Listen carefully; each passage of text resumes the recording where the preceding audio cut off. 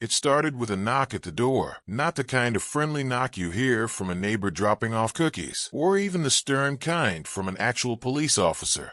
No, this knock had authority in it, sharp and deliberate. My wife, Sarah, answered because I was in the garage tuning the engine on my truck. What she saw when she opened the door wasn't the police. Not really. But they looked close enough to fool anyone at first glance. Badges clipped to their belts, dark uniforms, radios crackling, even a fake cruiser parked at the curb. They called themselves HOA enforcement officers, and that alone should have been a red flag. The HOA doesn't have officers, let alone men with guns. Before Sarah could even ask for identification, one of them shoved the door wide open. Another grabbed her by the arm and pushed his way in. They were 3 in total, all big, all pretending like they had some authority. One of them barked something about unauthorized modifications to the house, while another kept his hand resting on what looked like a holstered Glock. Sarah tried to resist, tried to tell them they had no right to be there, but resistance was met with violence.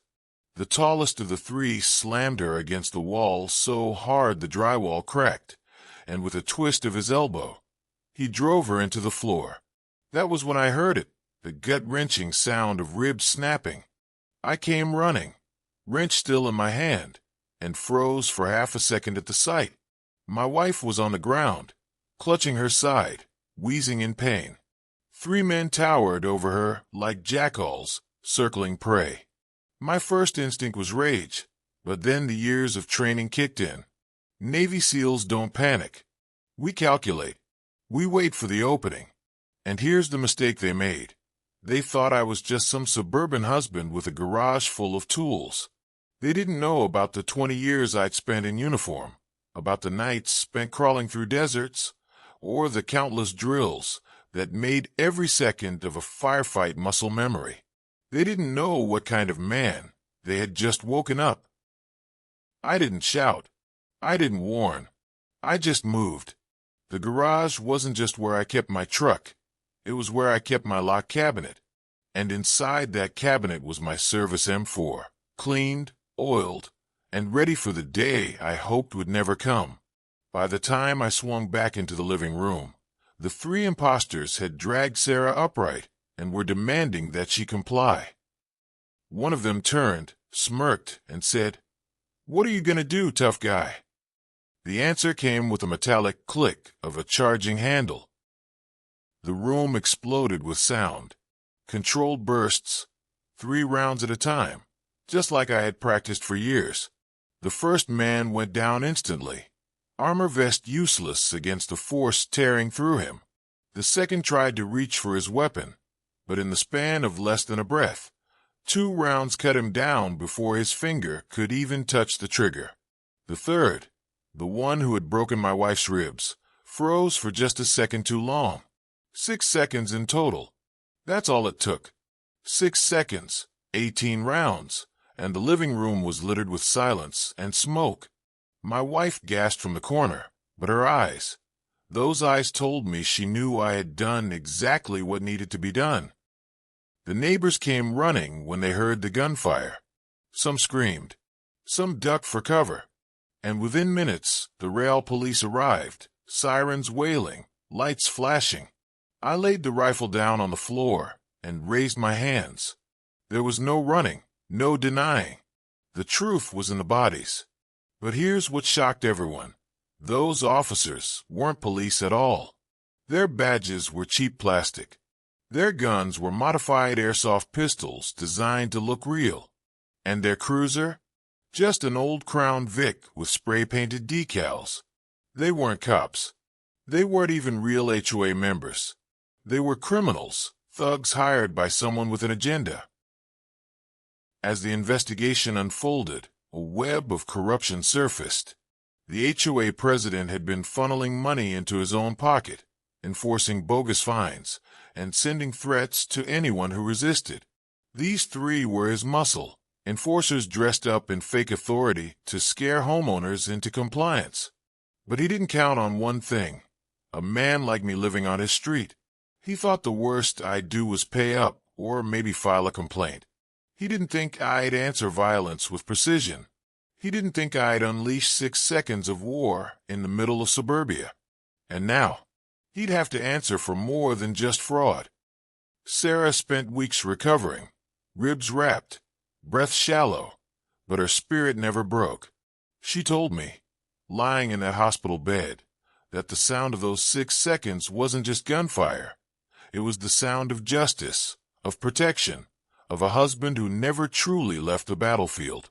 The HOA was dismantled, the president arrested, the whole neighborhood freed from their grip. And me, I carry the truth every day. Evil doesn't always come dressed as a foreign enemy. Sometimes it comes in your own neighborhood, in cheap uniforms and fake authority. And when it does, you either bow down, or you're reminded what real authority looks like. The police didn't let me walk free that night. How could they? 3 bodies lay in my living room, bullet holes marking the walls and smoke still clinging to the air. They handcuffed me, sat me down, and asked the same question a dozen ways.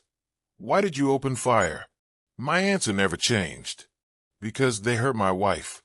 Because they broke into my home. Because they weren't real cops. But every time I spoke it, I could see the flicker of doubt in their eyes.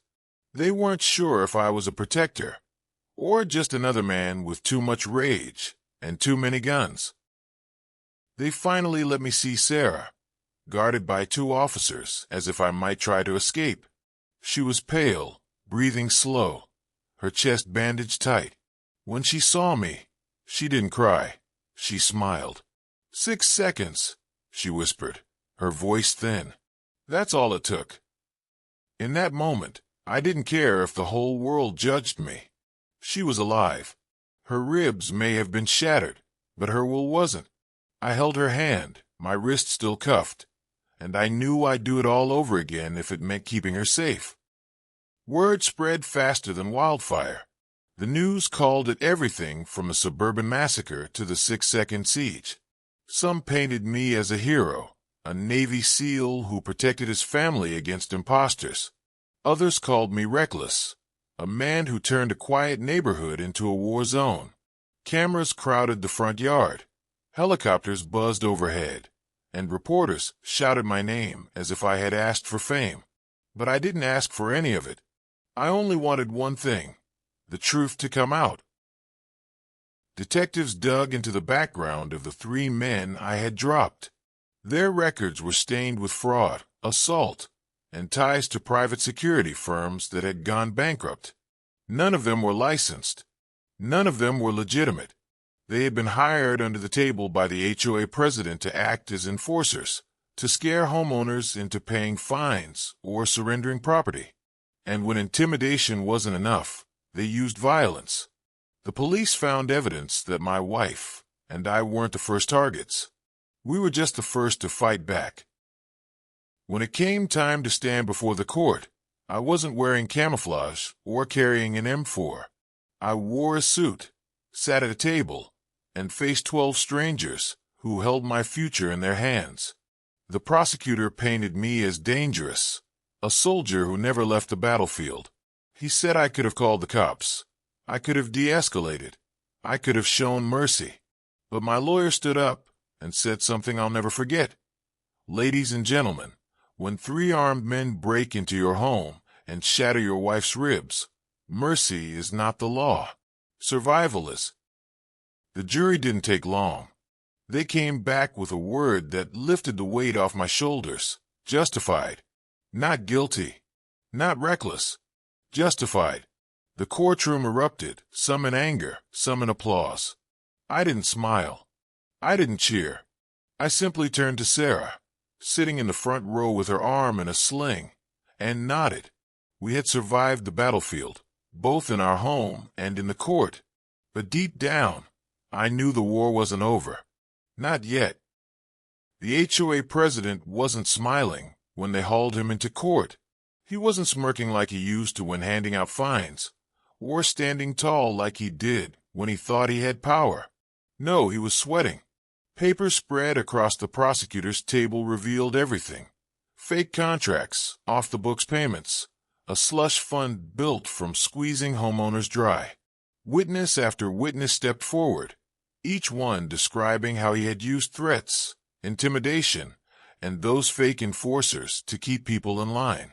My wife's shattered ribs became Exhibit A, proof that his corruption had crossed the line into violence.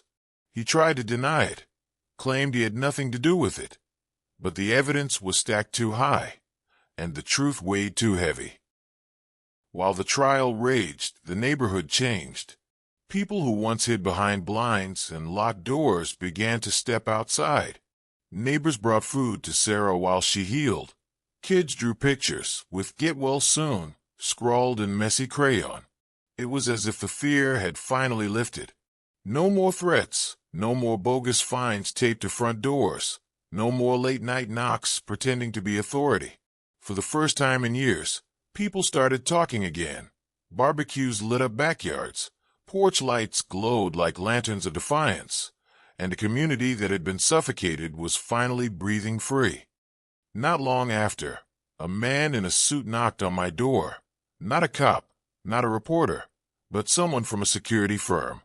He had heard about the 6-second story, as he called it, and wanted me to come on board as a trainer.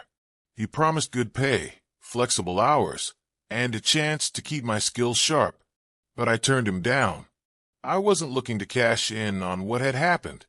Protecting my wife wasn't a job, it was my life. Still, the offer reminded me of something I had been forgetting. The fight wasn't only mine. There were others out there, families just like ours, who might not have the training or the reflexes to survive what we did.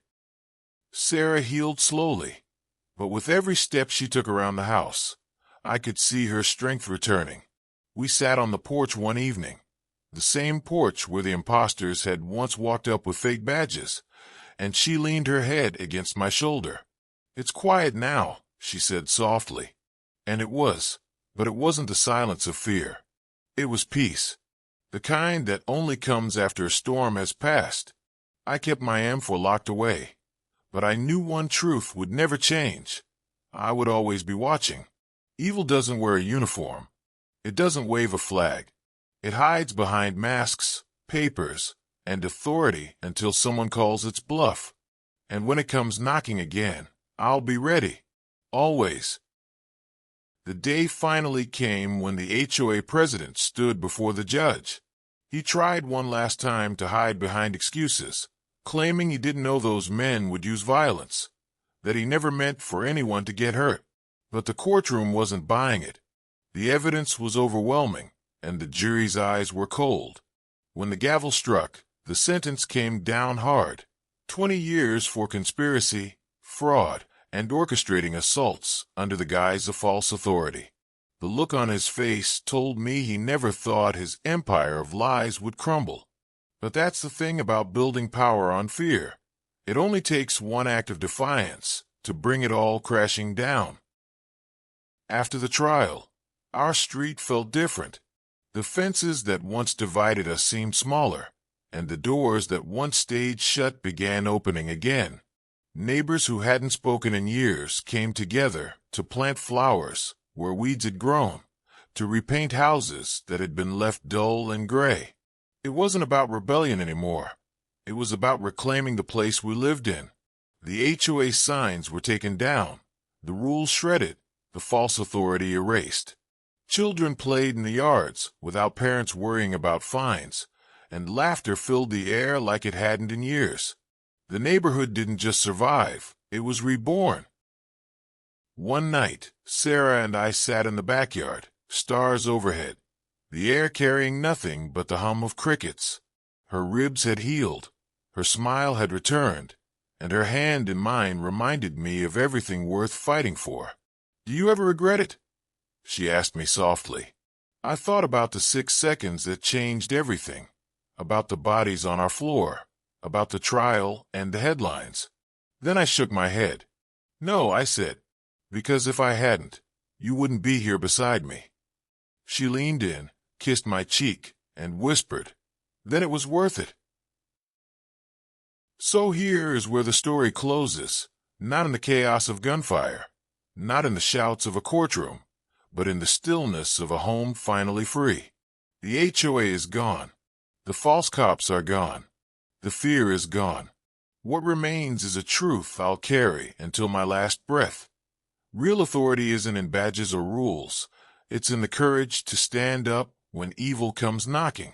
Sarah rests easy now, and so do I. The storm passed, the watch is eternal, and for the first time in years, we can finally sleep.